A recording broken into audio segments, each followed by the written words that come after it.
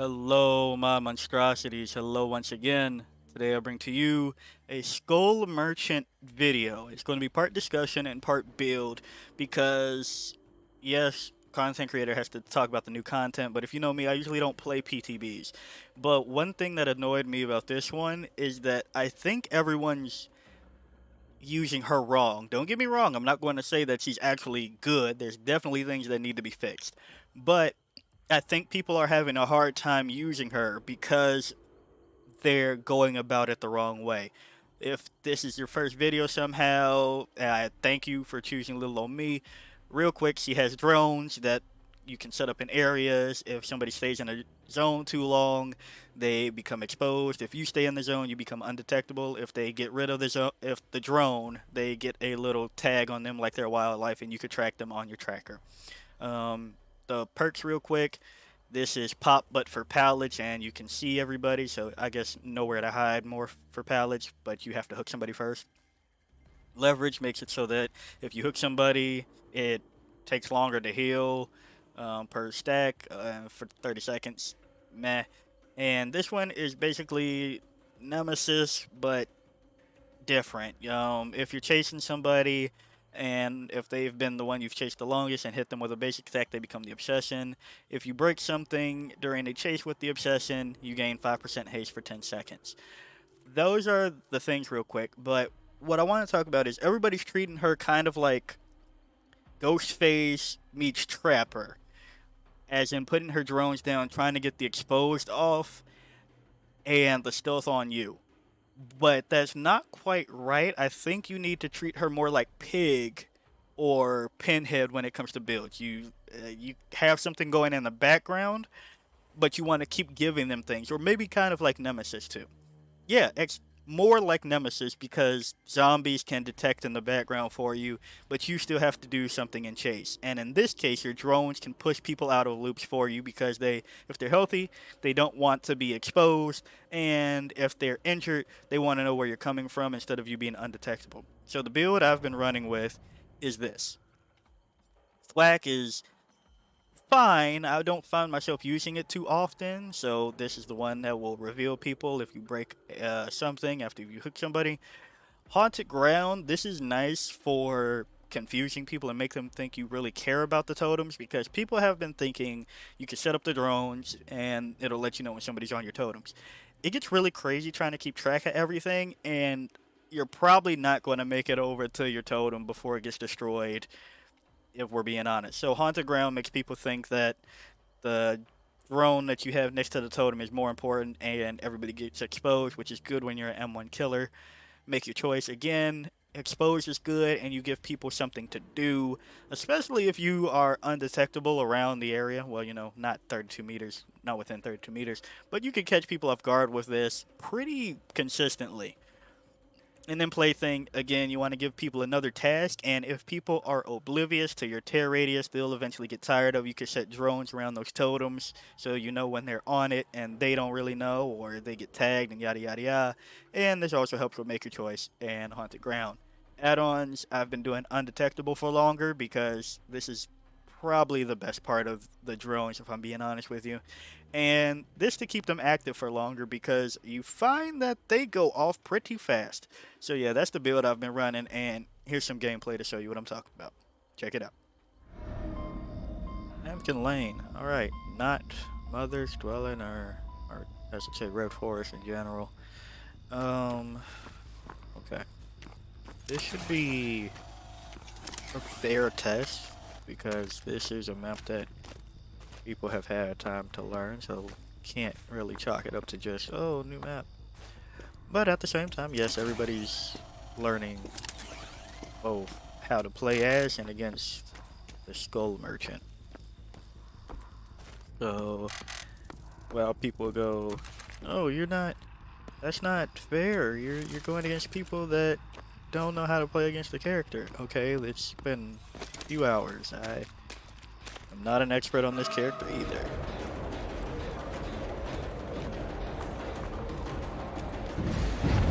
Okay, good. If I can get this down quickly. Of course you have Lithe. The number one thing I needed you to not have right now.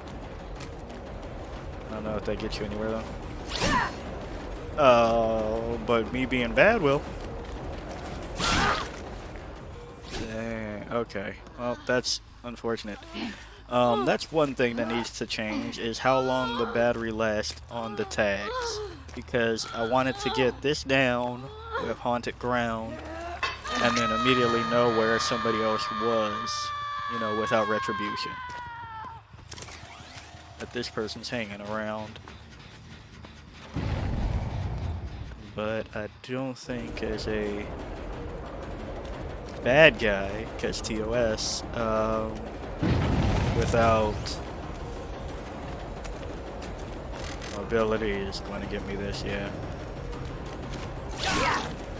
Forces you off the loop though, and now that somebody has make your choice. Is it you, me?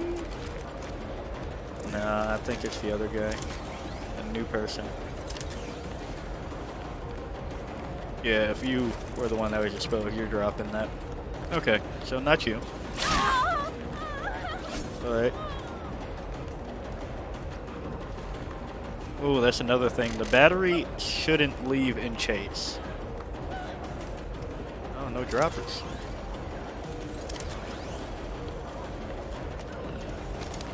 Like, I think the battery should be treated kind of like mending,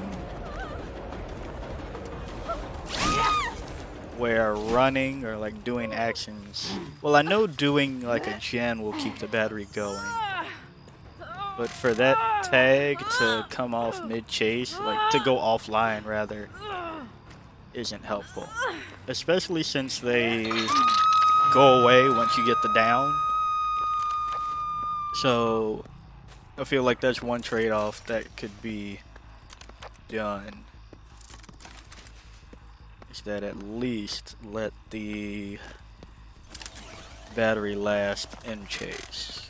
And somebody with a tag is going for the rescue, which is another good thing with this build, or just kind of like my idea in general. Alright, set up a drone here, and now I know, like a lot of the times people that know that they're, you know, exposed for make your choice, they'll go hide or whatever, and if you have aura and they have distortion, it's not really anything. Thing went off, but if they're still over here, yes, okay. Back on.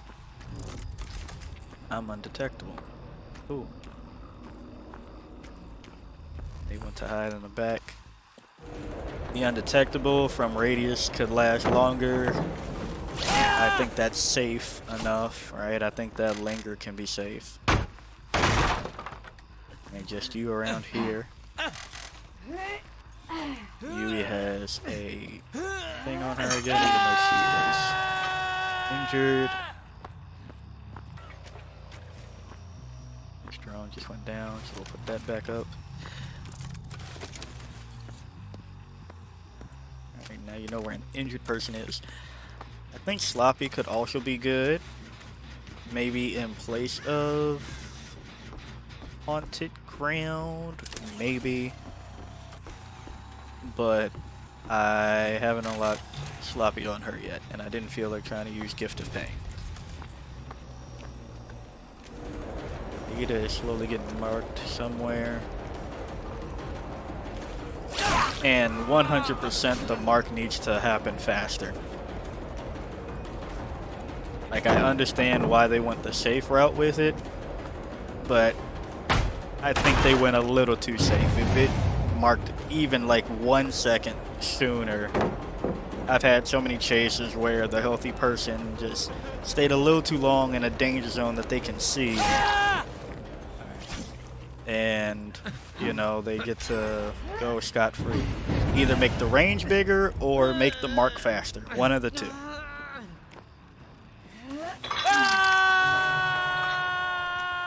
And who was the one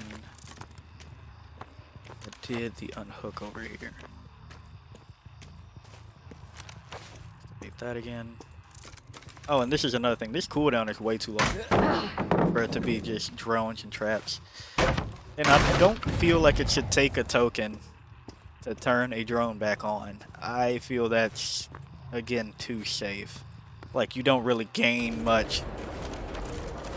I mean, yeah, I guess give somebody a break in the meantime. But I think that's far too safe.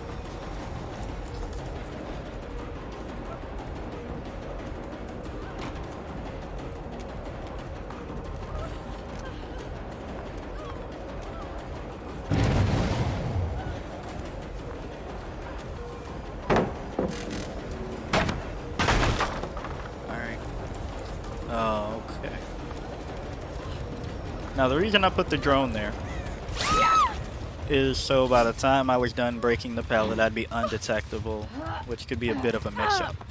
And hooking right here within the radius is going to make this go away, so I don't have to recall it myself. So I just get to keep it pushing without blowing a token to try to I don't know if it takes a token to recall. I should pay attention to that, but not right now.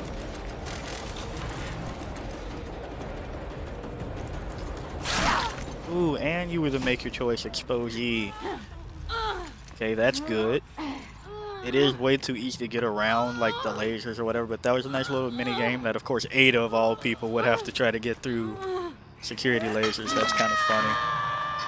But because she didn't want to get detected and activated herself, she tried to play it stealthily, but gave me the chance to catch up to her. But the undetectable needs to happen also faster within the radius. I think that could be instant, to be honest. And I got a feeling that What's-His-Face has his new perk on. And what's this, a little hiccup with the loop? He had a little perk that pretty much just says tunnel the person that I just unhooked. And again, I think, yes, this is good. The person that is exposed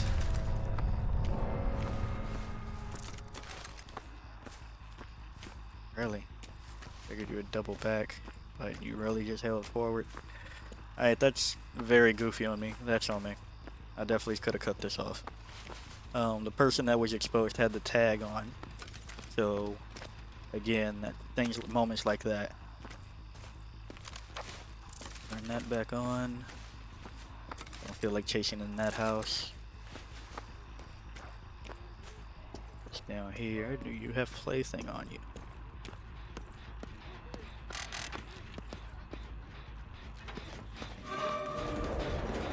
I don't know if you have plaything on you, and I couldn't tell which side you were on. Somebody just recharged their thingy. I know where this person is in chase because of my perk.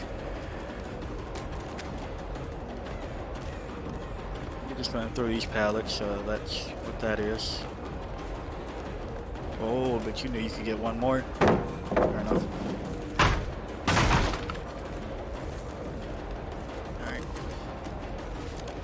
Back on, check on this.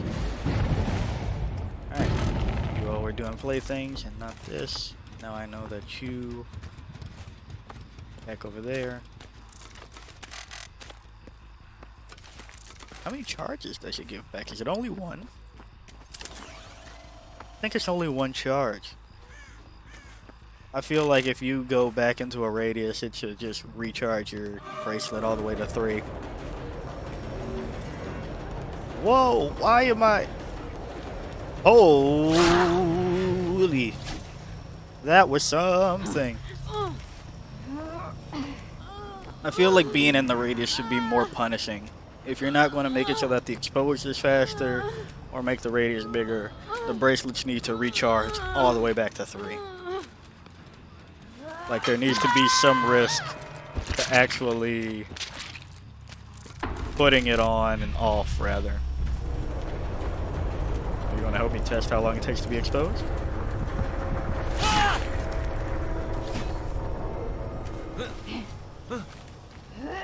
Okay, I guess that can seem fast. But at the same time, let's be real, that is a small circle to try to be in. Are you going to loop that closely within any of these loops, especially when people complain about infinites? Probably not. Oh, hello. Put this for this building.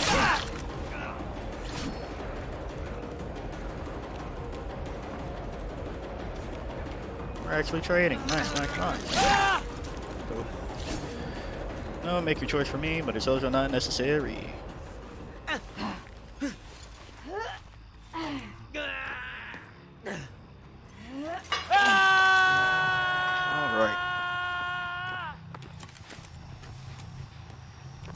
Yeah, these drones go down way too fast.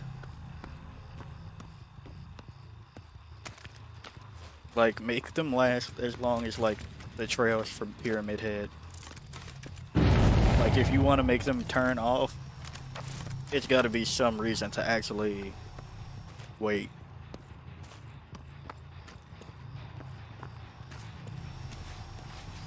Especially if it takes tokens.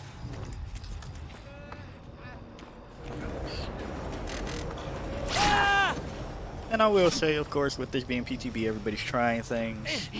So I haven't had too many dead hearts. Have I had a dead heart? I don't know, I wasn't paying attention to end things.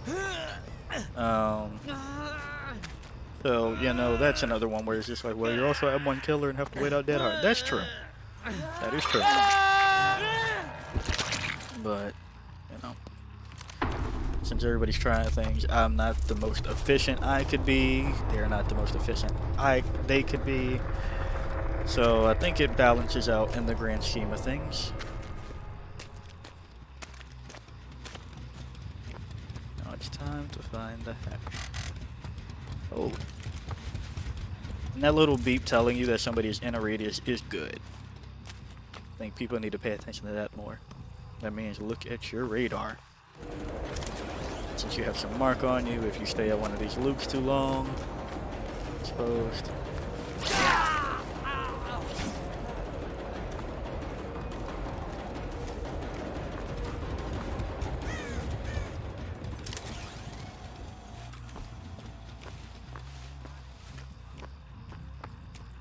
Well, at least if the hatch is in the back, he has it, but if not, I have him.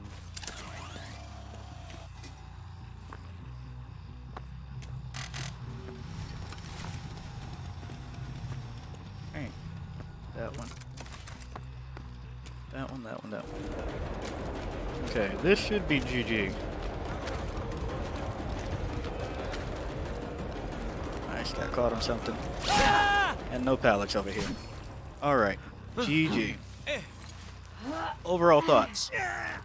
The Skull Merchant can be better. Don't even make me...